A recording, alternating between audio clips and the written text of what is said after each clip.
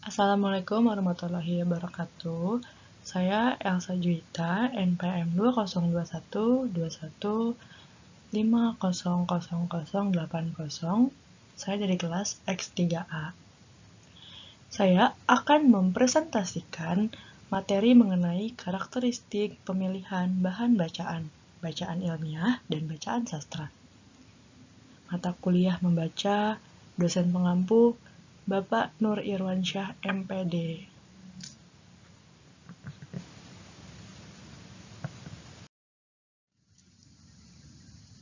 Di presentasi yang akan saya sampaikan, pertama-tama ada bagian pendahuluan.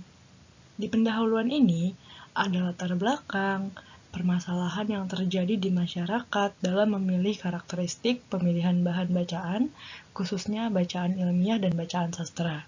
Lalu ada pentingnya memilih bahan bacaan. Ada juga pentingnya mencari bahan bacaan.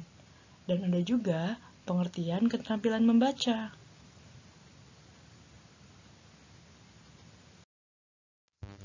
Nah, di bagian pendahuluan ini juga ada penerapan dalam keterampilan membaca. Ada pengertian membaca, tujuan membaca, manfaat dalam membaca, dan juga ada manfaat bacaan sastra dan bacaan ilmiah.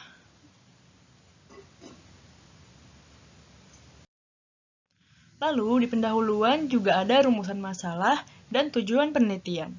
Nah, itulah bagian-bagian yang ada di dalam pendahuluan dalam materi karakteristik pemilihan bahan bacaan, bacaan ilmiah, dan bacaan sastra. Sekarang, saya akan mulai membahas mengenai latar belakang yang ada pada materi karakteristik pemilihan bahan bacaan, bacaan ilmiah, dan bacaan sastra. Dalam materi kali ini, saya akan membahas latar belakang terlebih dahulu. Latar belakang mengenai karakteristik pemilihan bahan bacaan, bacaan ilmiah maupun bacaan sastra. Nah, membaca merupakan suatu cara untuk mendapatkan informasi yang ditulis. Membaca dapat dilakukan sendiri atau dalam hati maupun keras-keras. Hal tersebut dapat menguntungkan untuk pendengar lain dan juga bisa membangun konsentrasi kita sendiri. Dengan sering membaca, orang akan bisa menguasai banyak kata dan mempelajari berbagai tipe dan model kalimat. Lebih lanjut lagi, akan bisa meningkatkan kemampuannya untuk menyerap konsep dan untuk memahami apa yang tertulis, di antara baris demi baris atau memahami apa yang tersirat. Sayangnya di kehidupan sekarang ini, tingkat minat membaca semakin menurun. Penurunan tersebut juga diimbangi oleh menurunnya tingkat pemahaman tentang apa yang dibaca.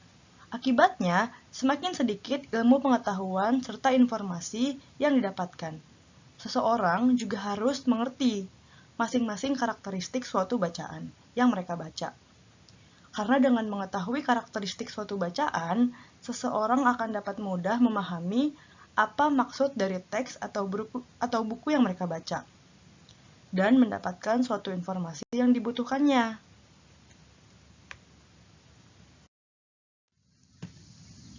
Selanjutnya, kita masuk ke dalam pembahasan mengenai permasalahan yang terjadi di masyarakat dalam memilih karakteristik pemilihan bahan bacaan, khususnya dalam bacaan ilmiah dan bacaan sastra. Dalam kehidupan masyarakat, tentu banyak permasalahan yang terjadi. Salah satunya adalah dalam memilih karakteristik pemilihan bahan bacaan. Bahan bacaan akan mempengaruhi seseorang dalam minat dan kemampuan membaca serta memahami bacaan tersebut. Dengan memilih bahan bacaan yang tepat, akan membuat kita mendapatkan informasi yang kita butuhkan. Permasalahan yang terjadi di masyarakat dalam memilih karakteristik pemilihan bahan bacaan dalam bacaan ilmiah dan bacaan sastra masih sering terjadi. Contohnya dalam bacaan sastra, yaitu peredaran komik yang mengandung cerita tidak layak baca untuk kalangan anak-anak. Dan permasalahan yang terjadi di masyarakat dalam memilih karakteristik pemilihan bahan bacaan dalam bacaan ilmiah ternyata juga masih sering terjadi. Contohnya yaitu dalam membaca artikel dan jurnal. Nah, itulah mengapa pentingnya mencari bahan-bahan bacaan. Seperti yang akan saya bahas berikut ini. Pentingnya mencari bahan-bahan bacaan. Dalam Kamus Besar Bahasa Indonesia, bahan diartikan segala sesuatu yang dapat dipakai atau diperlukan untuk tujuan tertentu. Sedangkan bacaan memiliki arti sesuatu yang dibaca. Contohnya seperti membaca artikel, jurnal, puisi, atau buku. Mencari bahan bacaan sangatlah penting bagi pembaca agar mendapatkan informasi dan bacaan yang sesuai dengan informasi yang dibutuhkan. Selain itu, mencari bahan bacaan juga membantu setiap individu untuk dapat menemukan bacaan yang tepat, sesuai dengan karakteristik bacaan yang dibutuhkan oleh individu tersebut. Jika kita dapat menemukan bahan bacaan yang tepat, maka kita akan membacanya dengan baik, serta mendapatkan banyak informasi dari bacaan tersebut.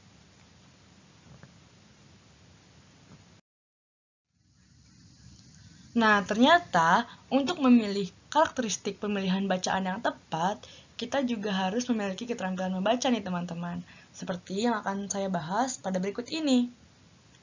Pengertian keterampilan membaca. Keterampilan membaca adalah kapasitas seseorang dalam memahami, menafsirkan, dan membaca pada teks tertulis. Dengan kemampuan membaca yang baik, seseorang bisa menyesuaikan dan menanggapi sebuah komunikasi tertulis seperti bacaan sastra atau bacaan ilmiah dengan lebih mudah. Lalu ada juga penerapan dalam keterampilan membaca. Dalam penerapannya, keterampilan membaca ada dua kategori, yakni membaca dalam hati serta membaca nyaring. Membaca nyaring dilafalkan dengan lantang, dengan suara keras, serta harus cermat dalam mengatur jeda dan tanda baca. Ini bertujuan agar para pendengar bisa menyimak dengan baik. Lalu ada juga membaca dalam hati, dilaksanakan di dalam hati. Dalam praktiknya, pembacaan ini dilakukan dengan cara mata menghayati tiap baris tulisan yang sedang dibaca, sedangkan mulut tidak bersuara dan bergerak.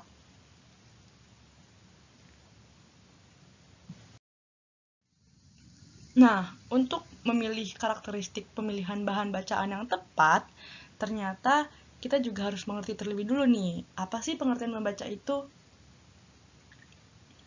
Pengertian membaca akan saya bahas dalam materi ini.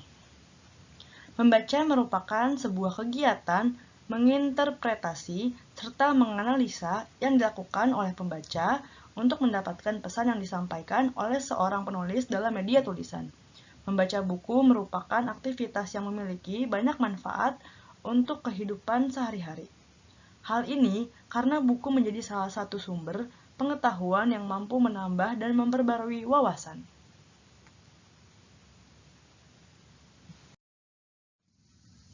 Nah, setelah tadi ada pengertian membaca, ternyata juga ada nih tujuan membaca. Apa sih tujuan membaca itu? Nah, untuk apa ya kira-kira? Saya akan bahas ya. Yang pertama, untuk kesenangan atau hiburan. Yang kedua, untuk menyempurnakan membaca nyaring. Yang ketiga, untuk memperbaharui pengetahuannya tentang suatu topik. Yang keempat, untuk mengaitkan informasi baru dengan yang telah diketahuinya. Yang kelima, untuk memperoleh informasi untuk laporan lisan dan tertulis. Yang keenam, untuk menampilkan suatu eksperimen atau mengaplikasikan informasi yang diperoleh dari satu teks dengan beberapa cara lain. Yang ketujuh, untuk mempelajari tentang struktur teks. Dan yang kedelapan, untuk menjawab pertanyaan-pertanyaan yang spesifik.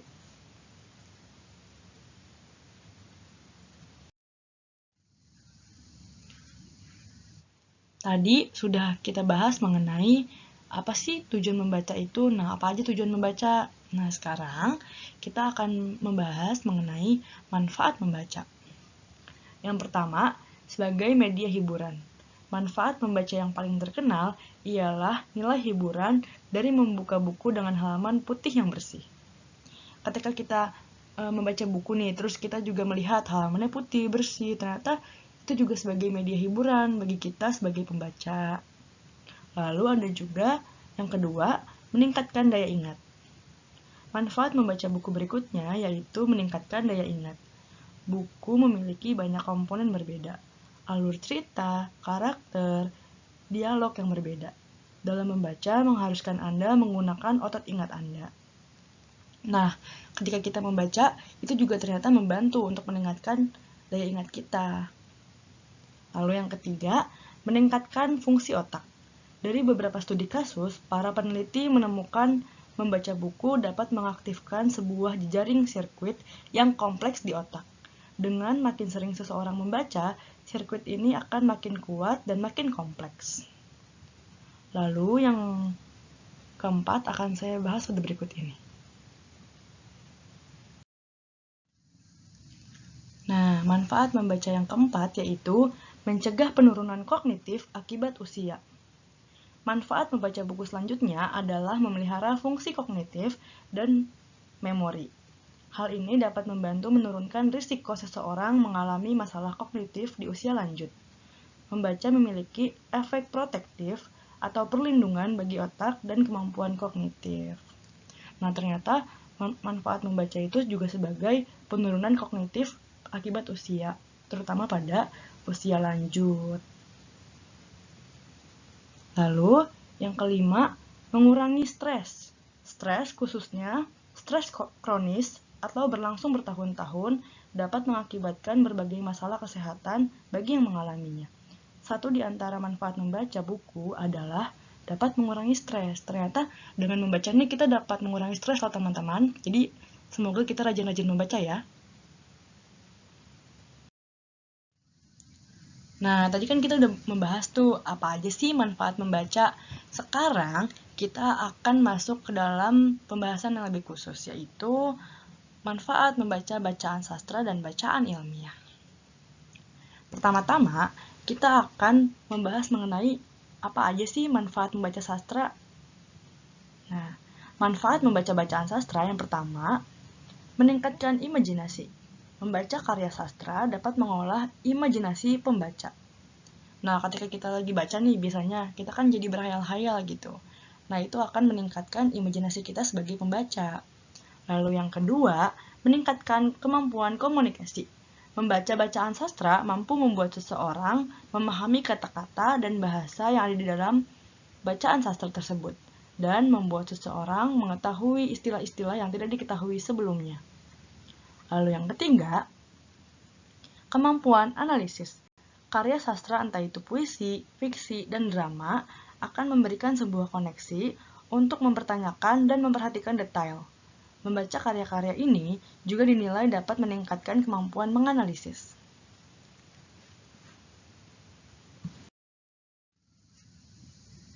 Manfaat membaca bacaan sastra berikutnya yang keempat yaitu empati. Karya sastra memungkinkan kita untuk menerima perspektif yang berbeda.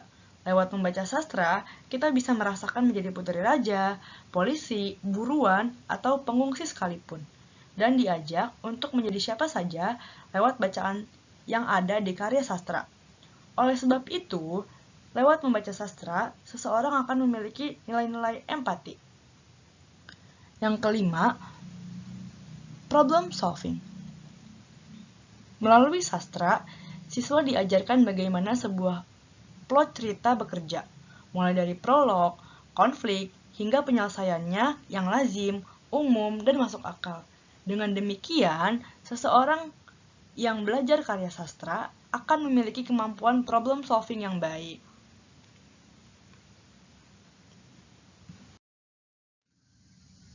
Manfaat membaca bacaan sastra berikutnya yaitu yang keenam, kekayaan pengalaman. Contohnya dalam sastra sejarah. Memungkinkan pembacanya untuk melakukan perjalanan ke masa lampau. Selain itu, sastra juga membuat para pembacanya bisa mengunjungi tempat, waktu, dan budaya yang tidak pernah diketahui sebelumnya. Itulah mengapa karya sastra akan memberikan pembacanya kekayaan pengalaman.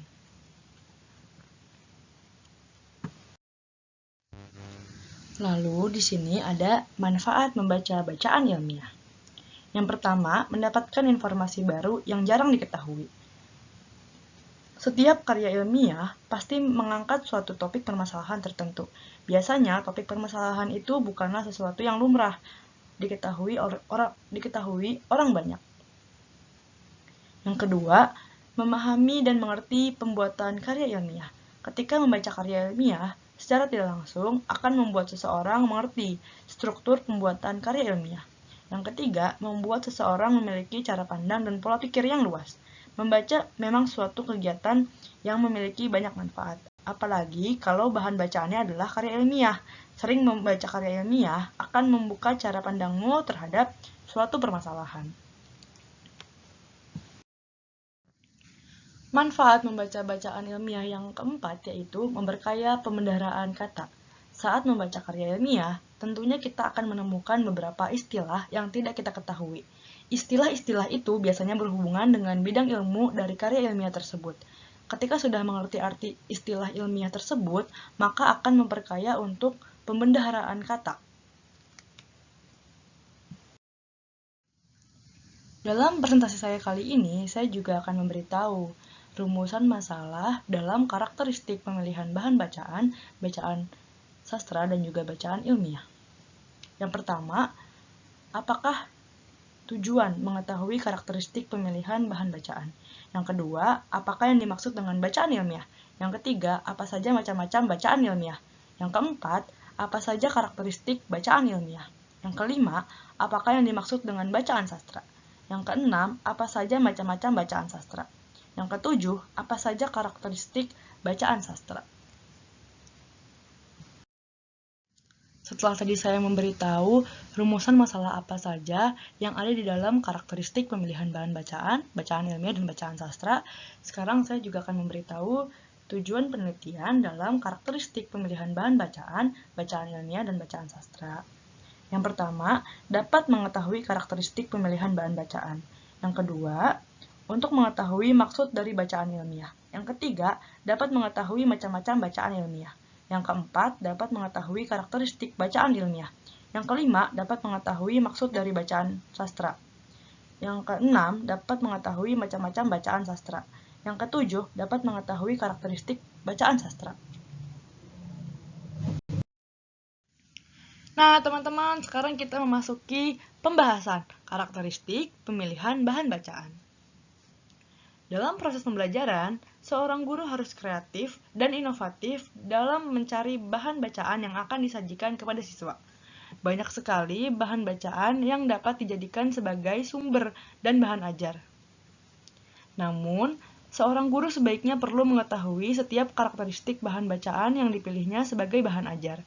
Pada dasarnya, seorang pembaca pun hendak perlu mengetahui karakteristik bahan bacaan yang dipilih, sehingga ia dapat dengan mudah memahami isi bacaan sesuai dengan tujuan membacanya. Dalam hal ini, sebelum seseorang memilih suatu bacaan, ia harus memenuhi tahap-tahap sebagai berikut. Yang pertama, mencari bahan-bahan bacaan. Yang kedua, memilih sendiri bahan yang akan dibaca.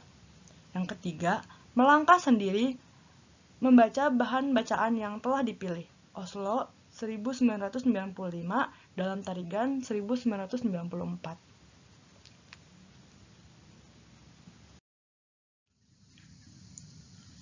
Pada dasarnya, bahan bacaan itu terbagi atas bacaan ilmiah dan bacaan sastra.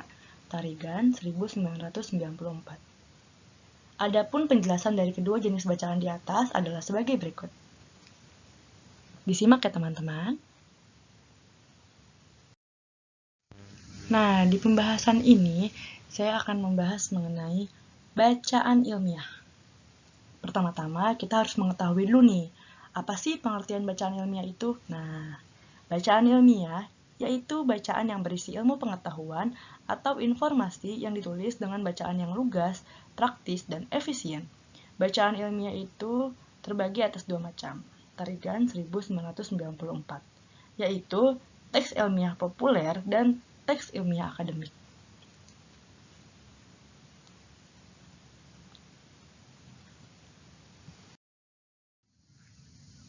Nah, sekarang kita akan membahas mengenai teks ilmiah populer terlebih dahulu.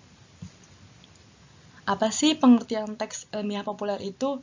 Teks ilmiah populer yaitu teks yang ditulis dengan gaya bahasa populer, bahasa media, atau bahasa jurnalistik untuk dimuat di media massa, seperti surat kabar, majalah, dan tabloid. teks ilmiah populer ditulis lebih bersifat umum untuk konsumsi publik. Dinamakan ilmiah populer karena bentuk dan isinya itu dapat mudah dipahami oleh pembaca dengan menggunakan bahasa yang santai, padat, serta mudah dicerna oleh pembaca.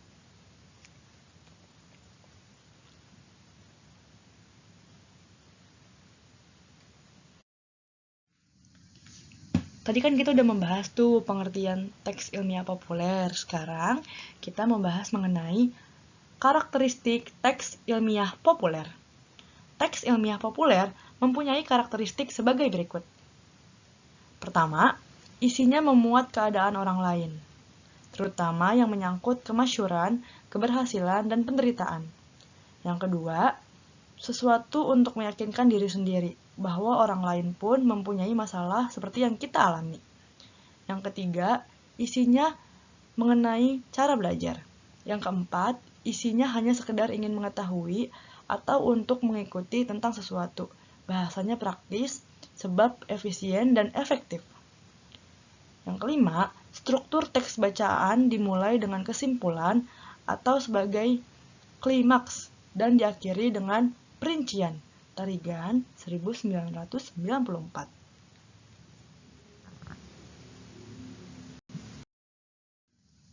Tadi kan kita udah tahu tuh pengertian teks ilmiah populer dan juga karakteristik teks ilmiah populer. Sekarang kita membahas mengenai teks ilmiah akademik. Nah, apa sih pengertian teks ilmiah akademik? Teks ilmiah akademik adalah teks yang bisa ditulis oleh kalangan kampus perguruan tinggi, baik dosen maupun mahasiswa.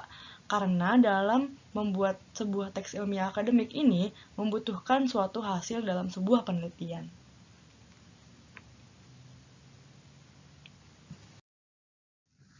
Setelah tadi kita udah mengetahui pengertian teks ilmiah akademik, sekarang kita membahas mengenai karakteristik teks ilmiah akademik. Teks ilmiah akademik memiliki karakteristik yang isi garis besarnya dipilih menjadi 4 jenis. Tarigan 1994. Yaitu, yang pertama, isinya meninjau sebuah hasil penelitian. Yang kedua, isinya menggunakan aturan mengimplementasikan suatu teori. Yang ketiga, isinya membantah, menyempurnakan, mengimplementasikan suatu penelitian. Yang keempat, isinya berupa penyajian suatu hipotesis.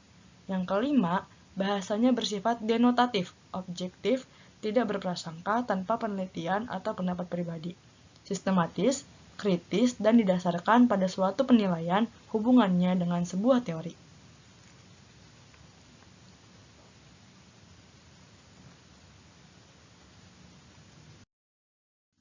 Tadi kan kita udah mengetahui tuh pengertian teks ilmiah populer, karakteristik teks ilmiah populer, terus juga kita juga udah mengetahui pengertian teks ilmiah akademik dan karakteristik teks ilmiah akademik.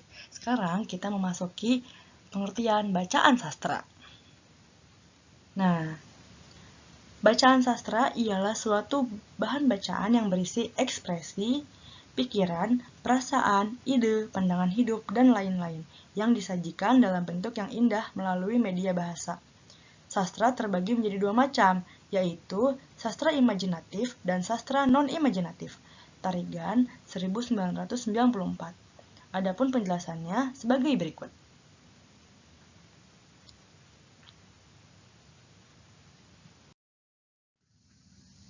Pengertian dan karakteristik sastra imajinatif. Sastra imajinatif ialah bahan bacaan yang isinya ditulis berdasarkan daya khayal sang pengarang. Karakteristik sastra imajinatif ialah, yang pertama, bahasanya konotatif, bukan bahasa sesungguhnya, memiliki makna atau arti lebih dari satu. Yang kedua, penulisannya diilhami dari kisah nyata yang diproses atau diimajinasikan sehingga timbul ide penulisan yang kreatif dan indah. Yang ketiga, memiliki nilai-nilai estetik yang meliputi unity, harmoni, balance, dan rich images. Tarigan 1994.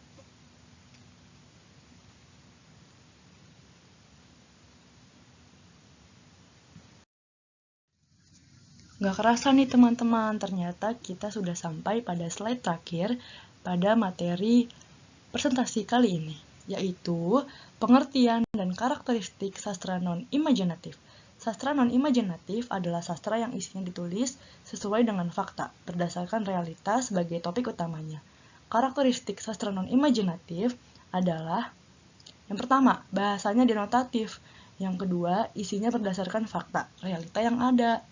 Yang ketiga, memiliki nilai-nilai dan syarat-syarat keindahan atau estetika berupa unity atau kesatuan, harmoni atau keselarasan, balance, keseimbangan, dan Reich Images. Tarigan 1994.